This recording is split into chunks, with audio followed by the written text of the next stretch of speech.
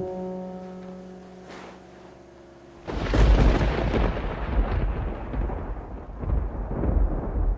since I was a child, this figure has always been in my life. Always there for me. Almost like a parent. Yet, it's not a living organism. Of people that understand what children want, what people want, entertainment, value, not this vulgarity, just entertainment. Nintendo knows what this is. Nintendo understands. Nintendo is the future.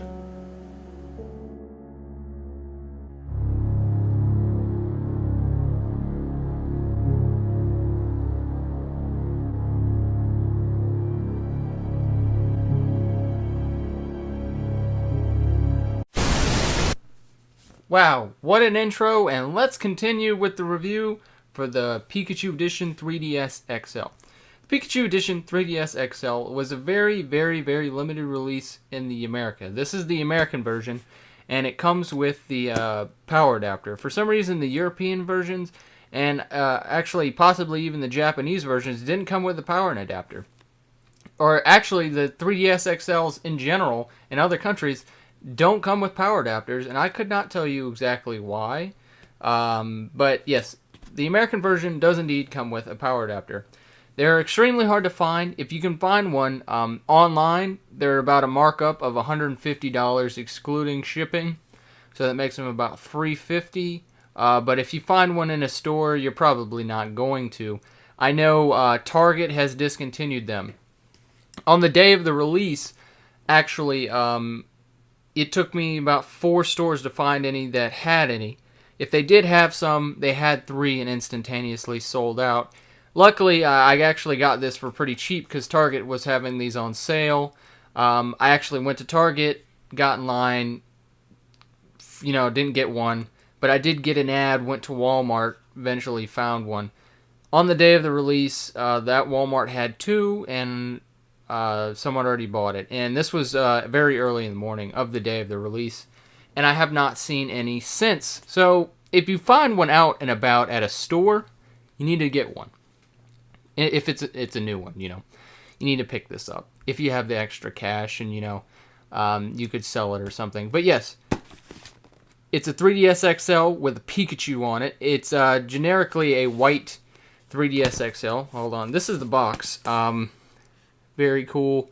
I thought it was neat. It has a very cool matte finish. Ooh. Alright, so here is the unit itself. It is not a fingerprint magnet, which is a big plus. If you're wondering what this is, if you hold it out like that, it's his tail. Or her tail. So, yes. The thing about the 3DS XL is, it stretches that smaller resolution out, but it really does give you a better viewing experience. I can't remember if I reviewed the 3DS or not, but the 3DS, the problem was, first of all, it didn't fit my hands, and the screens didn't feel tiny until I used one of these. And big differences with Luigi's Mansion. I felt this feels 100,000 times more immersive. And it definitely is the better buy. They shouldn't even sell the original 3DS anymore, and that's how much I would recommend this one over that one.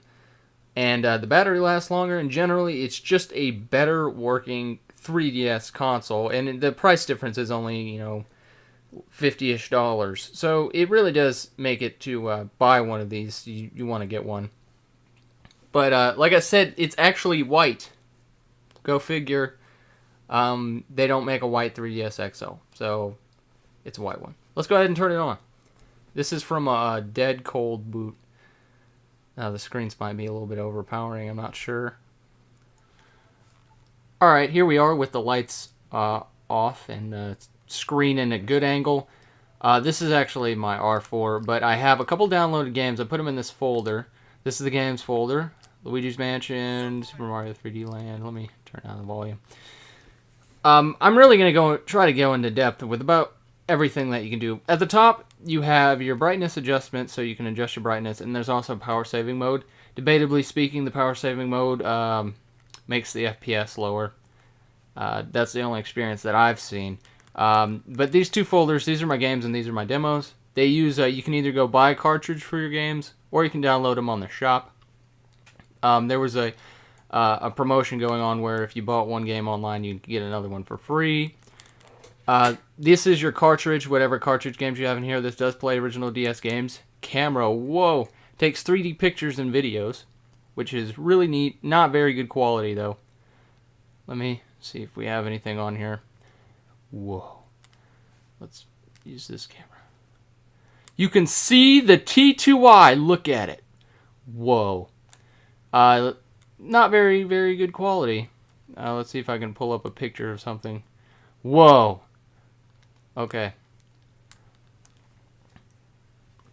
But to get out of that, there's buttons right here. You have your select, start, home, A, B, X, Y. This is the D-pad. No, one of these is the D-pad. One's an analog stick, and L and R. You can go back, kind of suspend the software. This is your Mi Plaza. This is where all your Miis are, as well as if you pass Miis, it uses a service called Street Pass, where if you turn the DS off in a standby, which is like this, you can. It has a pedometer in it. When you walk, you collect coins that you can use in games. And Street Pass is if I took this 3DS and I passed within signal range of someone else, it would exchange me information and some game information that, like games that support it. I know Mario Kart and Animal Crossing New Leaf is an example, but that's not out yet. Face Raiders is the game that it came with. It's, I don't know, it's not very fun. It uses the cameras and the gyroscopes to, like, you shoot your own face or something. It's stupid. AR card games. I would demonstrate that right now, but I don't have my AR cards. An AR card, you put the card and then it creates an artificial reality environment using the cameras. It's pretty cool. I recommend that you go look that up on another video. Mii Maker, same thing as any Mii Maker that you've seen on the Wii or Wii U. The eShop, let's go take a step in the eShop.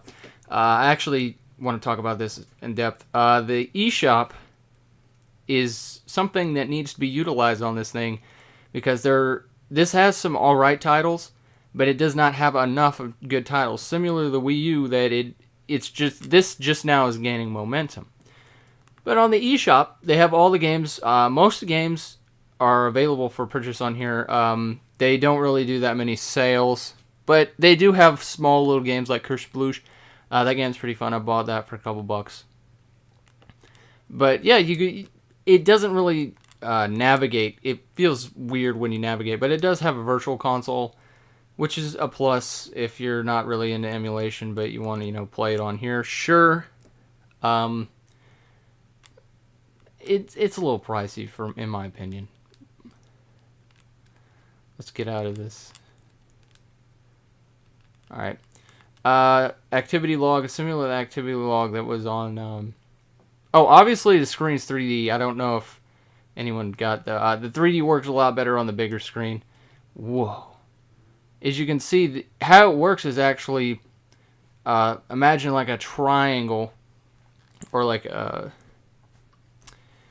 prism, and one going this way, one going that way, two different images. And that's kind of how that works, but I mean, it's whatever. Nintendo Zone allows you to download content when you're in a Nintendo Zone, similar to the DS download stations. I actually have never actually been to a Nintendo Zone before. Let's see. Yeah.